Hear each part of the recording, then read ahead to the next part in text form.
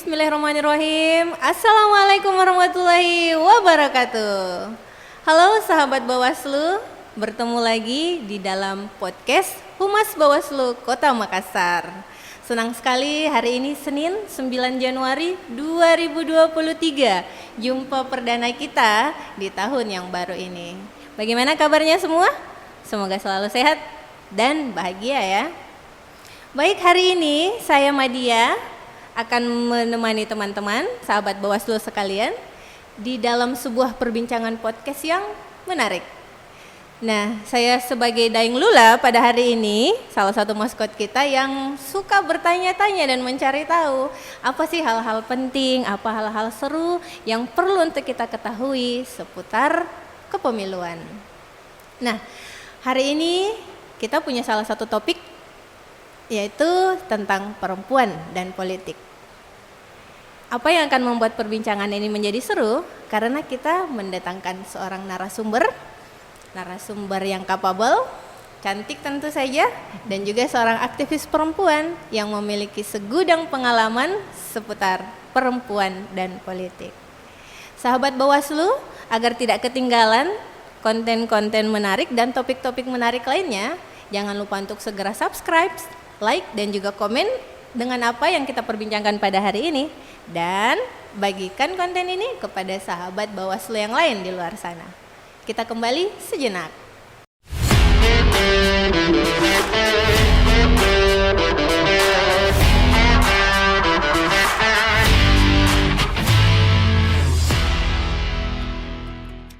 Halo sahabat Bawaslu, kita kembali dalam podcast Perempuan dan Politik.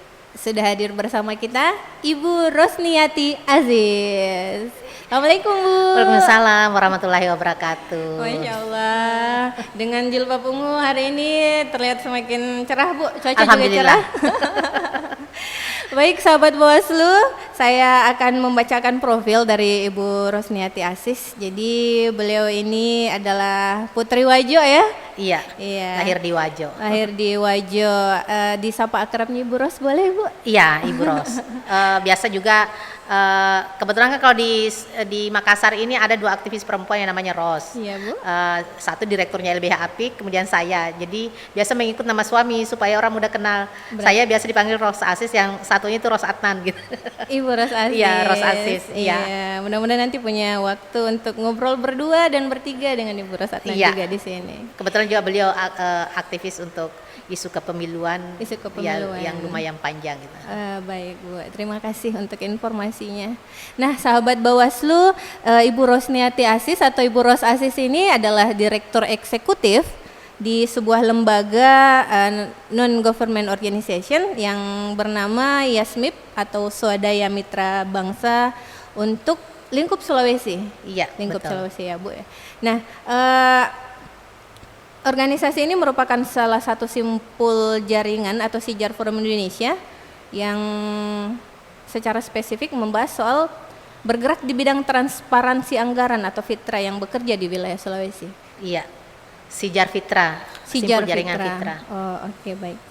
Nah, beliau memiliki banyak pengalaman dan dari segudang pengalaman yang sudah berada di dalam catatan saya, ini beliau ini merupakan Presidium Nasional Kelompok Kepentingan Ibu Rumah Tangga di organisasi perempuan yang disebut sebagai Koalisi Perempuan Indonesia. Itu bagaimana ceritanya itu Bu Ros Aziz bisa ada sebuah ada bidang yang memang spesifik untuk ibu rumah tangga. Apa seksinya ibu rumah tangga ini sampai dibuatkan? Jadi begini, di Koalisi Perempuan Indonesia itu kan ada beberapa kelompok kepentingan, termasuk diantaranya ibu rumah tangga. Nah, ibu rumah tangga ini memiliki kepentingan dan kebutuhan yang berbeda, yang bisa saja berbeda dengan kelompok perempuan yang lainnya. Nah, di Koalisi Perempuan Indonesia ini itu juga terdapat beberapa kelompok kepentingan yang lainnya. Ada perempuan disabilitas, ada perempuan buruh migran, ada perempuan profesional, ada perempuan petani, perempuan nelayan. Jadi cukup banyak yang ada di dalam Koalisi Perempuan Indonesia ini. Salah satunya adalah perempuan ibu rumah tangga. Oh, oke. Jadi dengan kata lain, KP ini memang menjadi sebuah medium lembaga yang memediasi kepentingan perempuan secara Betul nasional, sekali. Bu. Dan Koalisi Perempuan Indonesia ini adalah organisasi massa yang berada di berbagai provinsi di Indonesia, dan kami punya sekretariat nasional di Jakarta. Oke, keren sekali ya sahabat Ya. Bawaslu. Dan di Sulawesi Selatan itu ada. Di Sulawesi Ada juga Selatan. Koalisi Perempuan Indonesia wilayah Sulawesi Selatan, dan juga tersebar di beberapa kabupaten kota, jadi dalam bentuk cabang, bahkan sampai di level desa kelurahan dalam bentuk balai perempuan. Nah, bisa dikatakan sahabat Bawaslu, kita sudah kedatangan tamu yang insya Allah bisa menjawab semua pertanyaan dan keresahan kita soal politik dan perempuan. Nah, Ibu Ros Asis, bagaimana sih pandangan umum Ibu Ros terkait profil atau karakteristik perempuan Indonesia dulu di era sekarang ini? Iya, kalau kita melihat perkembangan gerakan perempuan di Indonesia, saya rasa sudah cukup maju ya. Bagaimana kita berjuang dengan ruang keterwakilan 30%, itu menjadi momentum bagi perempuan untuk bergerak lebih maju. Bagaimana keterwakilan perempuan ini bisa berada dalam berbagai posisi strategis, tentunya juga termasuk di lembaga kepemiluan, baik di KPU maupun di Bawaslu, dalam berbagai tingkatan.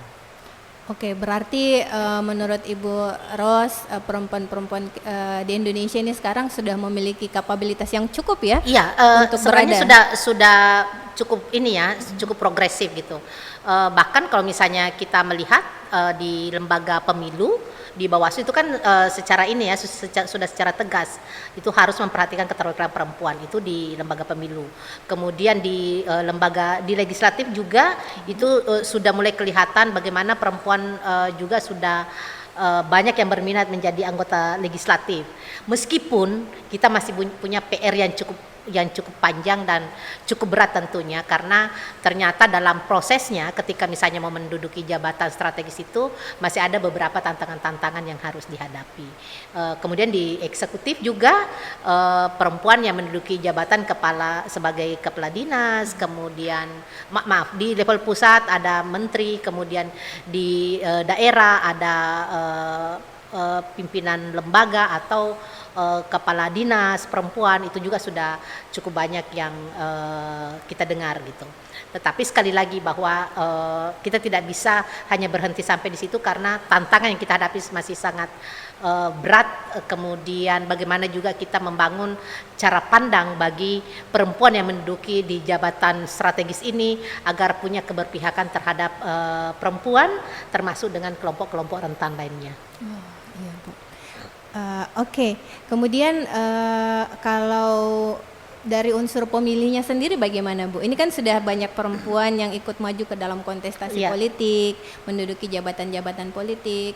Kalau yang Ibu Ros lihat sendiri, kalau karakteristik perempuan sebagai pemilih atau masyarakat pemilih itu, apakah mereka sudah cukup cerdas di saat sekarang atau masih seperti apa ya istilahnya, biasanya kan dalam proses pemilihan kelompok-kelompok kecil seperti keluarga itu kan perempuan masih, kalau keluarga yang menganut sistem patriarki memilih apa yang menjadi pilihan keluarga atau segala macam. Kalau menurut Ibu Ros bagaimana sih karakter pemilih kita yang perempuan era Iya, ini?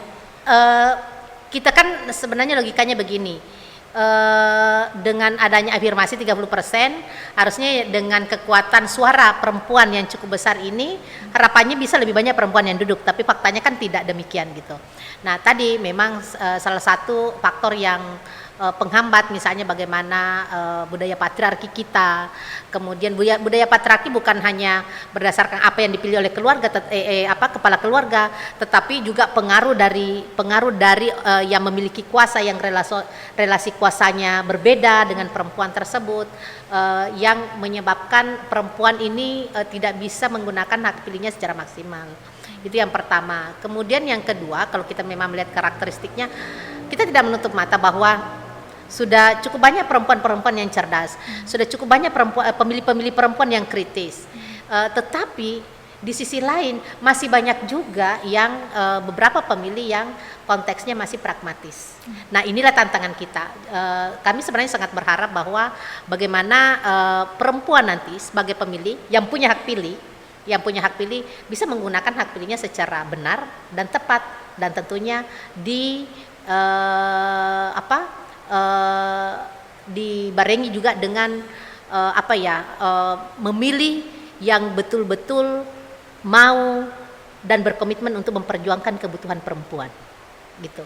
Dan yang paling penting adalah yang memegang prinsip dan nilai yang kita harapkan gitu kan. Dalam undang-undang pemilu kan prinsip dan nilai sudah jelas ya, sudah jelas gitu, integritasnya harus adil, harus termasuk juga memegang prinsip anti korupsi dan sebagainya. Nah, bagaimana perempuan bisa hadir mewarnai gitu. Nah, itulah PR berat kita. Jadi mulai dari sebagai pemilih, kemudian dia juga bagaimana posisi yang perempuan yang dipilih ini harus betul-betul menjaga gitu. Karena itulah modal yang harus kita bawa gitu sebagai perempuan. Baik. Jadi bisa dikatakan bahwa peserta pemilihan umum ataupun calon-calon pemimpin perempuan kita pada era ini merupakan sumber daya yang capable dan sangat layak untuk berkontestasi dengan Betul calon sekali. peserta laki-laki. Ya, dan kemudian didukung oleh para pemilih yang juga sudah semakin cerdas dan semakin kritis. Tetapi itu tadi memang kita tidak menutup mata bahwa masih ada juga pemilih yang pragmatis. Ketika misalnya yang praktek money politik yang cukup kencang, dia juga larut juga dalam kondisi seperti ini. Nah, harusnya kan kita sebagai perempuan dengan melihat situasi itu harusnya kita yang tampil untuk menjaga supaya itu tidak terjadi. Itu harapan kita, meskipun faktanya masih banyak. Nah, bicara soal pragmatis dan patriarkis yang mempengaruhi pemilih perempuan ketika memilih calon pemimpin pada saat kontestasi pemilu, ini akan saya tanyakan kepada narasumber kita, tapi kita rehat sejenak dulu dan jangan kemana-mana sahabat Bawaslu.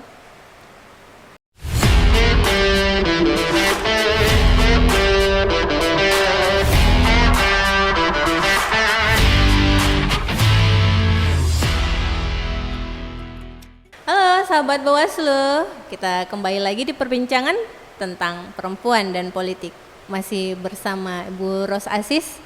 Ya, Ibu Ros terkait pragmatis ya, money politik, jelang pemilihan, itu kan rahasia umum yang disaksikan dari periode ke periode dan kalau sebelumnya ini tidak terlepas mau gender ya, mau laki-laki mau perempuan ya, yang namanya serangan fajar atau apapun itu dalam bentuk pemberian ya, itu sesuatu yang dipikir ya oke lah, saya menerima itu, ini pemikiran beberapa segelintir orang ya, dan tidak sedikit ya Bu ya, saya terima saja, saya kemudian pilih saja dan urusan saya sudah seperti benang kusut ya, seperti benang kusut. Hak pilih saya hanya beberapa menit di situ, saya hanya menerima apa yang terjadi. Ini apakah memang sudah penggambaran secara umum dan tidak bisa diselamatkan lagi, atau masih ada secercah harapan untuk menghilangkan yang seperti itu, Bunda Ros Aziz? Iya. Kalau saya sih tetap optimis ya, itu kita bisa mengubah kondisi ini gitu. Sepanjang dia adalah manusia, insya Allah dia bisa berubah. Gitu kan. Jadi intinya begini, kalau bukan kita yang mengubah dari diri kita sendiri, siapa lagi gitu.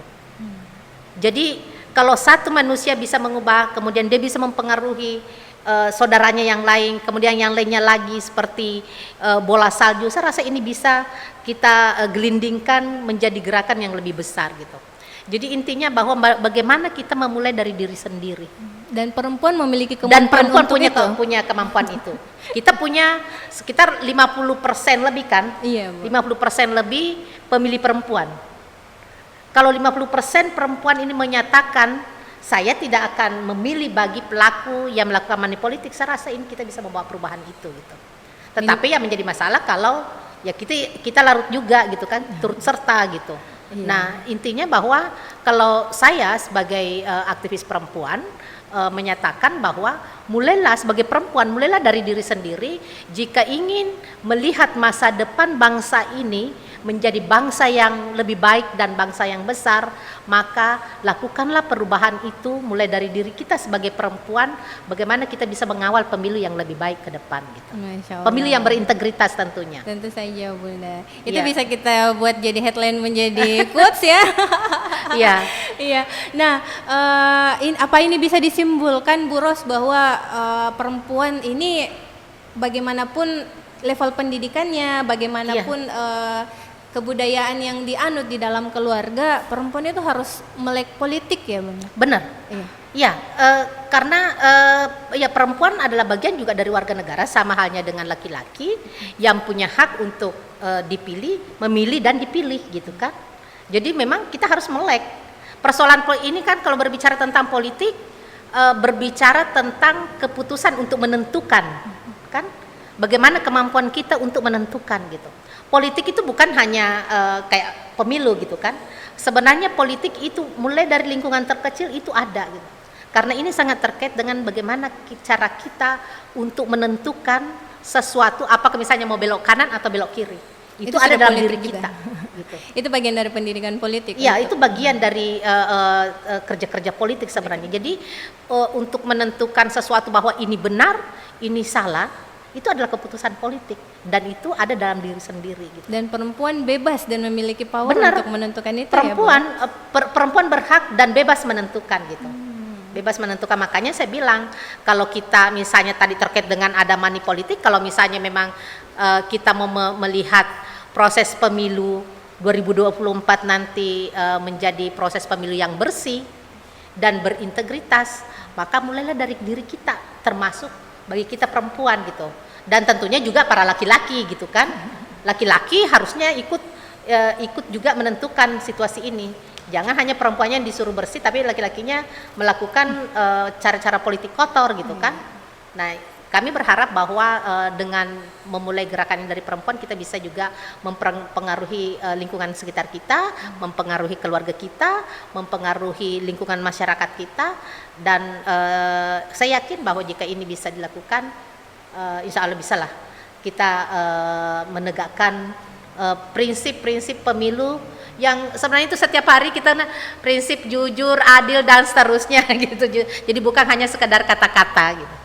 Nah, karena tadi Ibu Ros tadi menyebutkan soal keterwakilan perempuan ya, ini kita kumpulkan data ini Bu Ros. Jadi dari data KPU Kota Makassar ini ternyata keterwakilan perempuan di DPRD Kota Makassar itu belum mencapai 30% seperti yang disebutkan tadi. Di sini disebutkan bahwa dari 50 anggota DPRD Kota Makassar itu hanya 13 orang perempuan di situ. Berarti hanya 26% ya Ibu ya. Mendekati 30. Iya, ini kalau menurut pandangan Ibu Ros ini apakah ini kondisi yang apa sih pengaruhnya nanti ke depannya ketika 30% itu keterwakilan 30% itu tidak juga terpenuhi di 2024 nanti? Sebenarnya harapan kita bisa terpenuhi ya. Itu dalam bentuk angka-angka. Tetapi yang paling kami tekankan adalah bagaimana keterwakilan perempuan yang ada di legislatif itu bukan hanya berjenis kelamin, bukan hanya jenis kelamin perempuan, tapi baik jenis kelamin, tapi cara pandang dan cara pikir dan bertindak itu harus mewarnai proses di legislatif. Cara pandang yang berperspektif gender, bagaimana mereka bisa melahirkan kebijakan-kebijakan atau regulasi di Kota Makassar. Ini baru kita ambil sampel ya. Untuk Kota Makassar itu bisa lebih berpihak kepada seluruh lapisan masyarakat tanpa kecuali. Jadi bagaimana mereka bisa melahirkan kebijakan-kebijakan yang tidak diskriminatif, yang salah satunya berpihak kepada perempuan dan kelompok-kelompok rentan lain-lainnya. Itu dari sisi regulasinya. Kemudian kebijakan anggaran, bagaimana mereka bisa mendukung dan mendorong kebijakan anggaran yang lebih responsif gender dan inklusif untuk semua warga Kota Makassar tanpa kecuali. Itu yang kita harapkan gitu. Jangan sampai sebenarnya ini bukan ini ya ini hanya pemikiran saya bahwa harapan kita kepada perempuan yang duduk di legislatif nanti itu bukan hanya sebatas jenis kelamin, tetapi dia bisa mewarnai dari cara pandang, cara berpikir, kemudian berperilaku yang responsif gender dan inklusif. Oke, jadi harapan soal 30% secara komposisi terpenuhi perempuan, Iya. tetapi lebih besar harapan lagi bahwa sisanya itu yang 70%-nya meskipun tidak bergender perempuan tetapi pro dengan program-program dengan kebijakan-kebijakan publik yang mendukung perempuan. Ya, seperti itu. perempuan dan kelompok rentan Perempuan dan lainnya. kelompok rentan lainnya. Ya, Oke. kita tahu Makassar itu cukup kompleks loh permasalahannya. Banyak kelompok-kelompok rentan yang mungkin belum tersentuh oleh kebijakan-kebijakan pemerintah.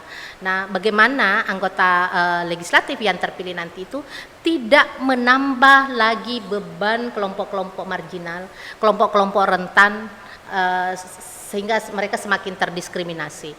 Kita berharap bahwa anggota legislatif nanti yang terpilih, sebenarnya kami juga berharap yang masih tersisa waktunya ya kurang lebih 1 tahun ini gitu. Bagaimana mereka tetap bisa melahirkan kebijakan, kemudian kebijakan termasuk kebijakan anggaran di dalamnya yang tidak diskriminatif dan lebih berkeadilan gender gitu. Seperti itu, Bu. Jangan sampai ada pihak lah yang merasa terdiskriminasi atau termasuk juga mendapatkan perlakuan yang tidak adil. Iya, baik Bu. Nah sekarang saya punya data lagi nih. Iya, silakan. Iya.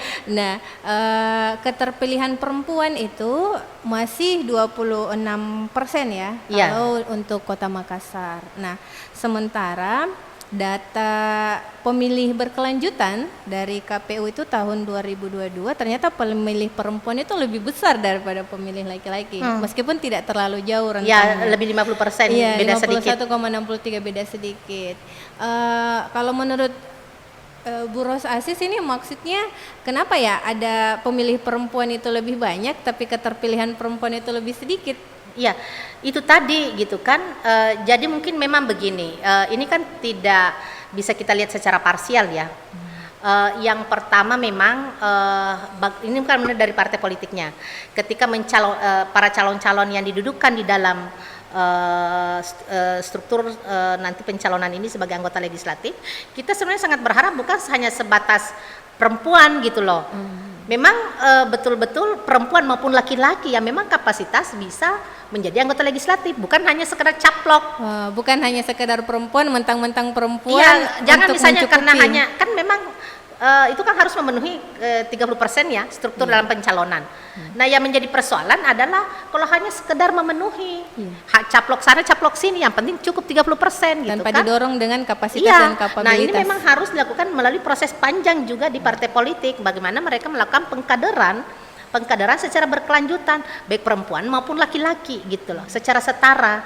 Nah, sehingga kita berharap bahwa yang duduk nanti menjadi anggota legislatif, yang duduk menjadi calon ya, belum duduk menjadi anggota legislatif ya, yang dicalonkan sebagai dalam daftar calon nanti adalah memang kader-kader partai yang terbaik gitu loh, yang memang memiliki kapasitas dan kemampuan untuk maju menjadi anggota legislatif. Sehingga kita tidak hanya sekedar sudah cukuplah 30% gitu loh. Didorong saja. Yang penting maju siapapun gitu kan.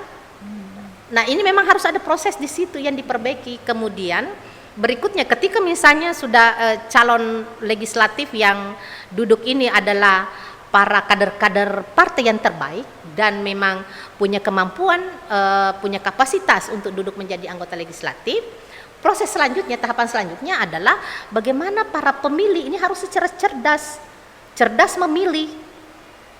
Dalam arti bahwa pilihlah yang benar dan tepat.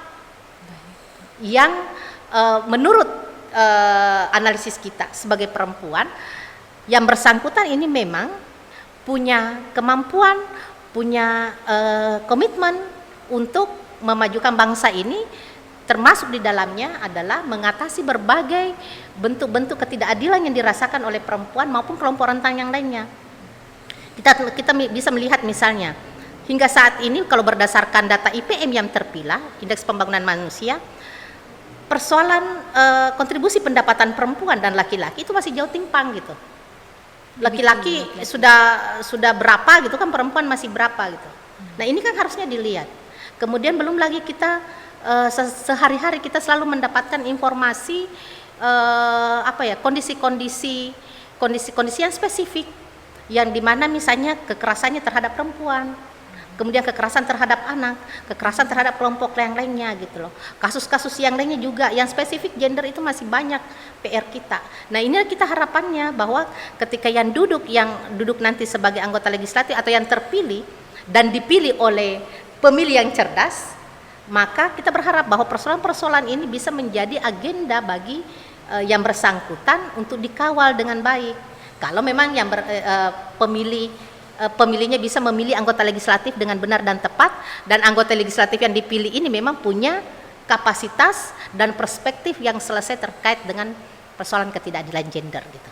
Baik, jadi saya underline ya Bu Ros bahwa pemilih ini juga harus cerdas. Iya. Kalau yang dipilih orang yang cerdas, Kritis dan cerdas. pemilih ini juga harus kritis dan cerdas. Iya. Berarti para calon pemilik hak suara ini juga harus teredukasi secara politik. Benar. Ya Bu ya. Betul. Nah, langkah-langkah apa sih yang bisa kita lakukan supaya para pemilih kita ini tidak hanya sekedar memilih atau hanya mengikuti hal-hal yang sudah dibisiki dari hal-hal yang di luar kendalinya?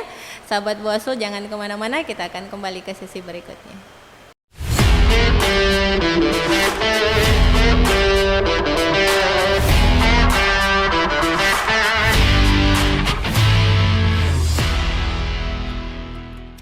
Halo Sobat Bawaslu, kita kembali lagi di obrolan podcast Humas Bawaslu Kota Makassar.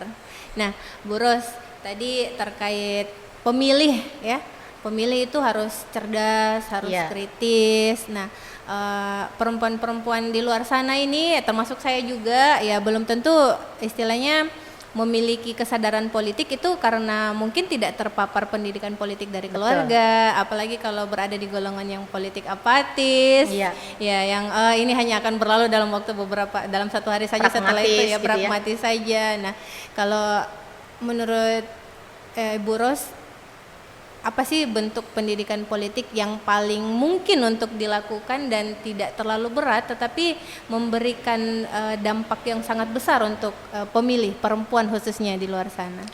Ya, ini kan memang kita harus petakan ya, petakan kondisi sosial para pemilih, khususnya pemilih perempuan.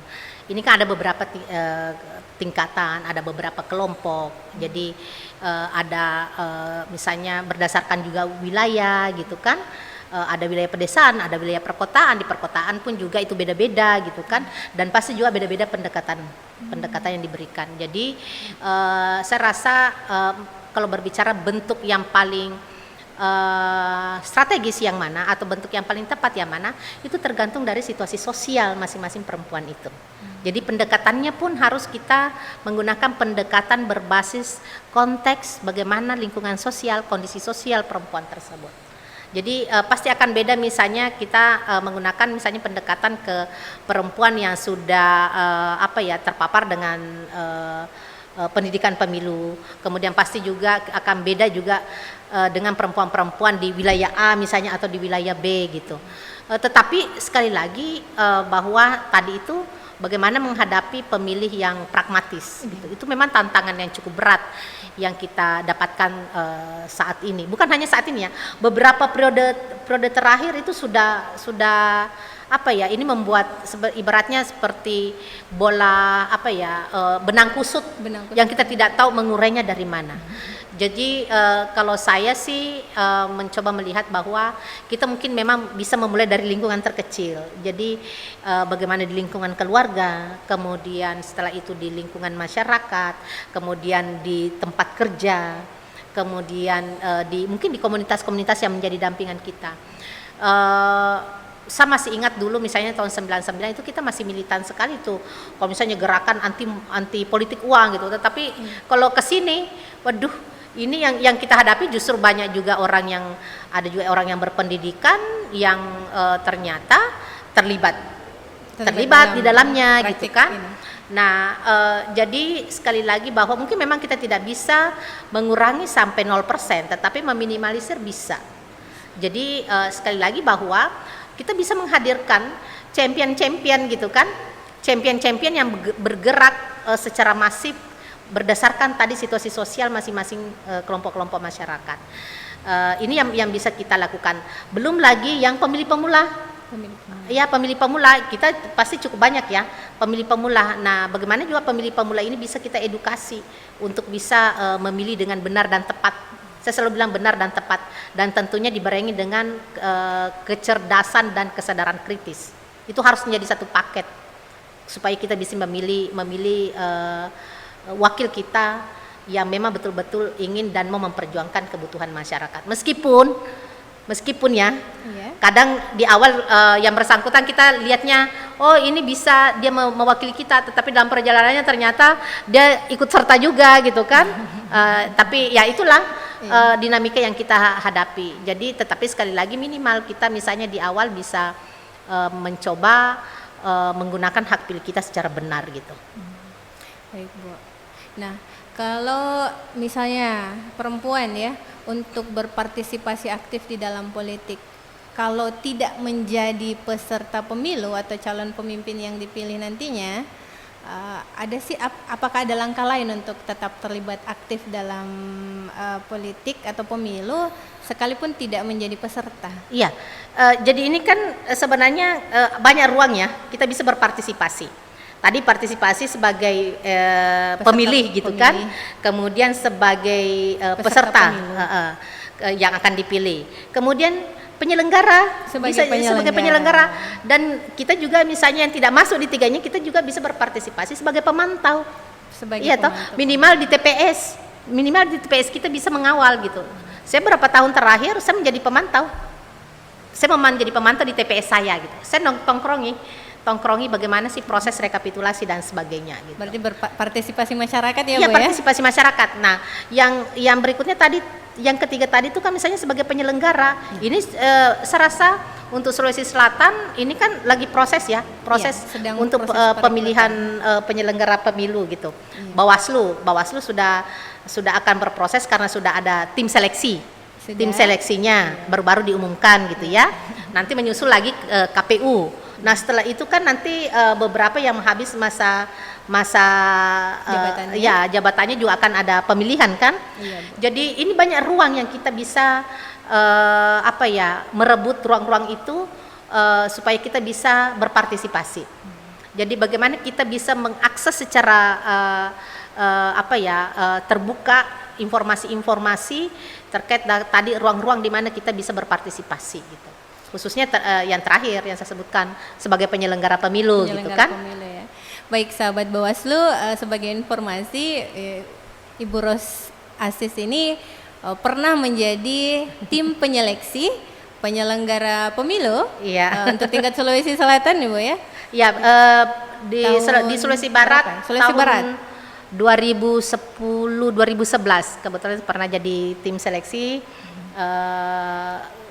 lembaga pengawas pemilu, kemudian di Sulsel juga KPU maupun Bawaslu. Terakhir 2017. Setelah itu sudah tidak terlalu aktif lagi tetapi memonitor prosesnya iya. Nah, sahabat Bawaslu, sebagai informasi, Bu Ros Asis ini pernah menjadi tim penyeleksi penyelenggara pemilu pada saat itu di Sulawesi Barat dan Sulawesi Selatan. Iya. Bisa diceritakan sedikit itu, Bu? Ya, kebetulan di Sulawesi Barat saya pernah terlibat 2 kali ya sebagai tim seleksi lembaga pengawas pemilu. Waktu pertama kali itu kebetulan diminta sebagai ketua tim seleksi. Itu 2010 apa 2011 ya. Waktu itu pada saat akan ada pemilihan gubernur. Untuk pemilihan gubernur. Kemudian yang kedua terlibat lagi sebagai tim seleksi. Nah, kemudian di Sulawesi Selatan kebetulan Bawaslu Sulsel itu beberapa kali melibatkan saya sebagai tim seleksi dalam pembentukan waktu itu masih ad hoc ya, ada Panwas, kemudian terakhir ada Bawaslu, termasuk pernah Bawaslu Takalar ya, kemudian 2017 itu di wilayah 3 kalau tidak salah, termasuk Palopo, Luwu Utara, Luwu Timur, kemudian Toraja dan Toraja Utara waktu itu. Kemudian pernah juga sebagai tim seleksi KPU Masya Allah. Dan saya rasa cukup banyak pengalaman dan pembelajaran yang saya dapatkan. Bagaimana dinamikanya, kemudian tantangannya seperti apa, suka dukanya seperti apa, dan bagaimana juga bekerja dengan sesama tim seleksi yang saya rasa luar biasa pengalaman yang saya dapatkan dari proses itu.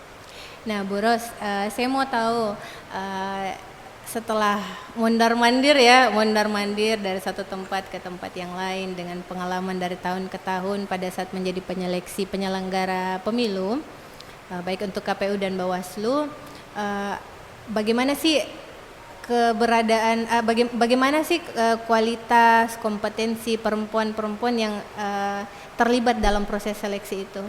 Apakah jumlahnya banyak atau mencukupi atau tidak mencukupi, dan ketika mencukupi apakah mereka mereka ini capable untuk itu atau hanya sekedar memenuhi angka keterwakilannya saja? Yang pertama saya mengatakan begini, tidak mungkin perempuan ini mendaftar kalau tidak capable, gitu. Yang jelas bahwa yang bersangkutan sudah punya kepercayaan diri, sudah punya kemauan untuk ikut terlibat dalam proses tersebut, dan itu perlu kita apresiasi. Kemudian berikutnya memang bahwa PR kita sebenarnya bukan hanya perempuan, laki-laki pun juga ya, bahwa bagaimana mereka punya kapasitas untuk bisa menjadi penyelenggara pemilu, itu yang pertama.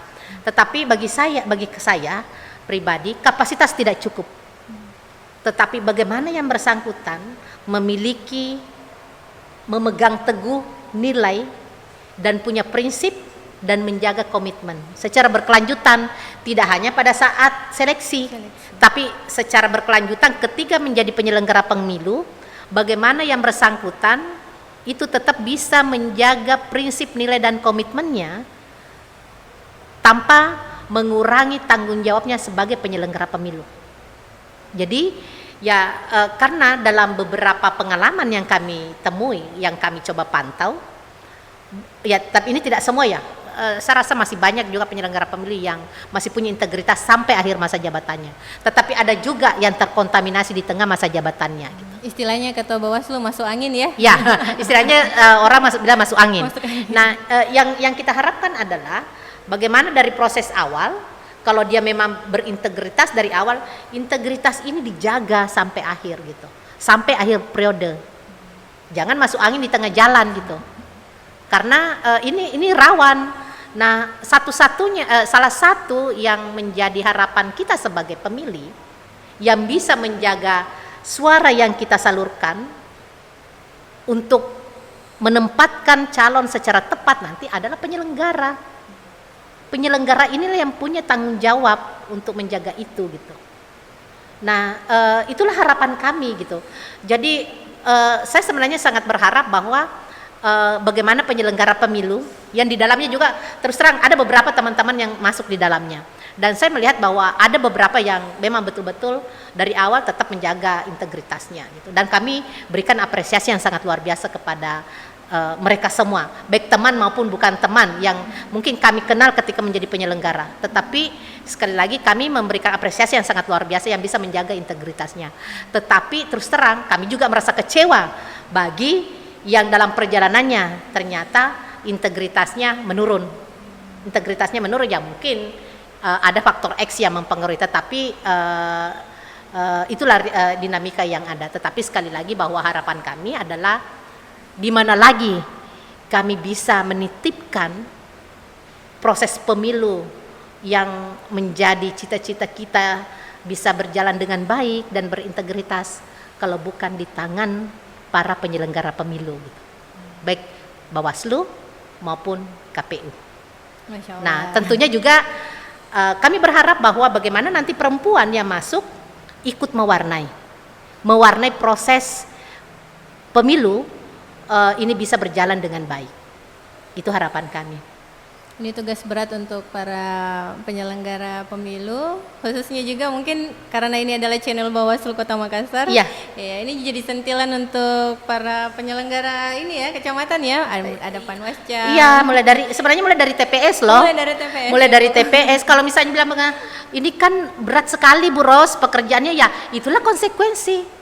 Karena ketika kita memilih menjadi masuk di dalam lembaga itu, mendaftar, berarti kan kita sudah tahu konsekuensinya seperti apa gitu. Konsekuensinya seperti apa. Jadi sekali lagi bahwa harapan kami berada di tangan para penyelenggara pemilu, mulai dari TPS, PPK gitu kan, kemudian penyelenggara pemilu di level kabupaten kota, provinsi maupun pusat gitu kan. Jadi harapan publik sangat luar biasa, bagaimana trust publik ini bisa dijaga dengan baik. Saya merinding mendengarkan pernyataannya Bu. Iya, terlebih bahwa ketika kepercayaan ini sudah dipegang, bahkan sudah disumpah ya tentu saja integritas itu harus dijaga mulai daripada saat masuk sampai selesai. Dijaga, benar. Selesai masa baktinya. Karena menjaga integritas itu tentunya akan menjaga trust publik, dan itu akan dikenang sepanjang masa gitu. Masya Allah.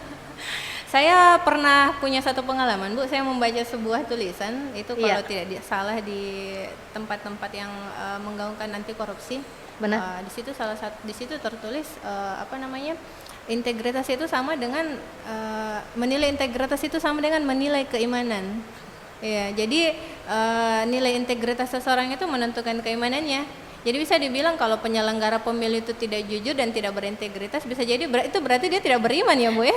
Ya, saya rasa begini, masing-masing agama ya, agama manapun pasti selalu mengedepankan yang namanya kejujuran. Itu kan ajaran agama, apakah Islam, non-Islam gitu. Itu salah satu basis ajaran kita gitu semua. Jadi itulah yang harus dijaga. Ya kita sebagai manusia yang menjadi modal kita itu salah satunya kan kejujuran gitu ya. Kejujuran, ya. Menjadi mata uang yang berlaku di mana-mana. Iya, menjadi mata uang berlaku di mana-mana, dan jangan pernah takut miskin ketika kamu jujur. Wow, sahabat Bawaslu, kita buat satu quote lagi. Jangan pernah takut miskin kalau kamu jujur. Kita kembali sejenak lagi.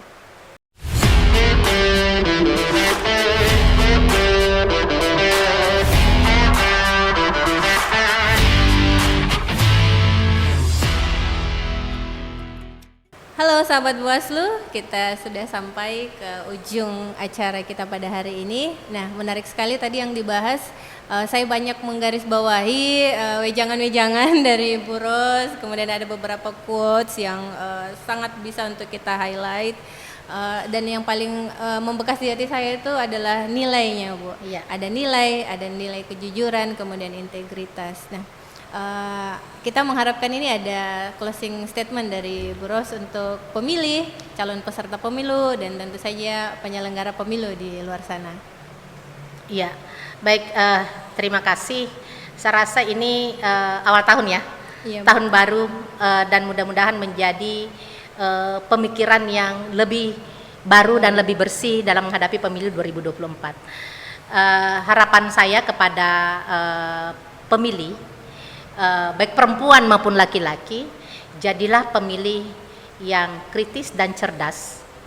Pilihlah calon yang memang betul-betul akan mengawal dan menjaga bangsa ini dengan nilai-nilai yang lebih mengedepankan pada kualitas hidup masyarakat tanpa diskriminasi.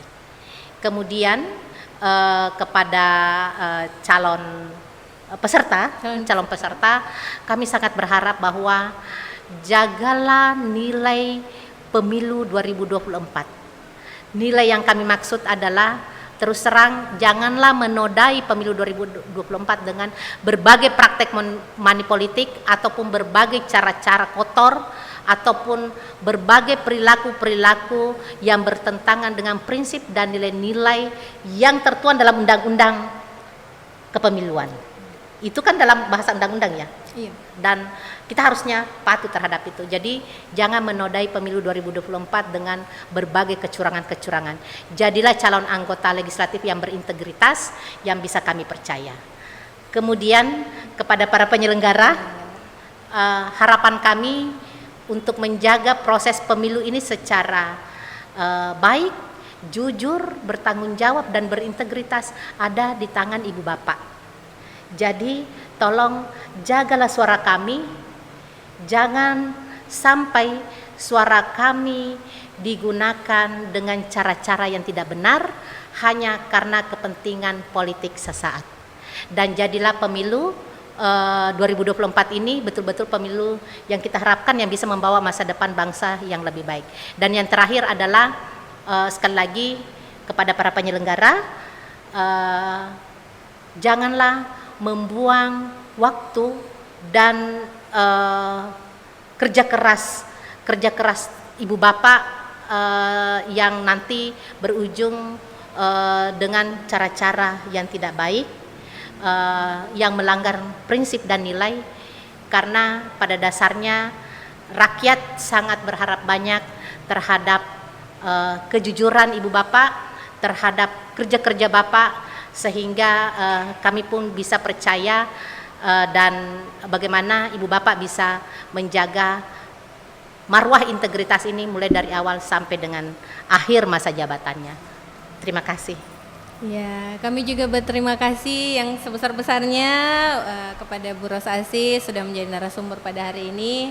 Terima kasih untuk quotes-quotesnya yang menghangatkan hati, sekaligus juga memantik kesadaran ya bahwa para penyelenggara pemilu ini adalah para pengawal demokrasi ya. Iya, pengawal ya, demokrasi. Saya kan selalu mengulang-ulang ya. Benar. Ya, kata Ibu tadi. Demokrasi di mana lagi kami bisa berharap menitipkan demokrasi yang sejati ini kalau bukan di tangan para pemilih, di tangan para calon anggota legislatif, dan di tangan para penyelenggara.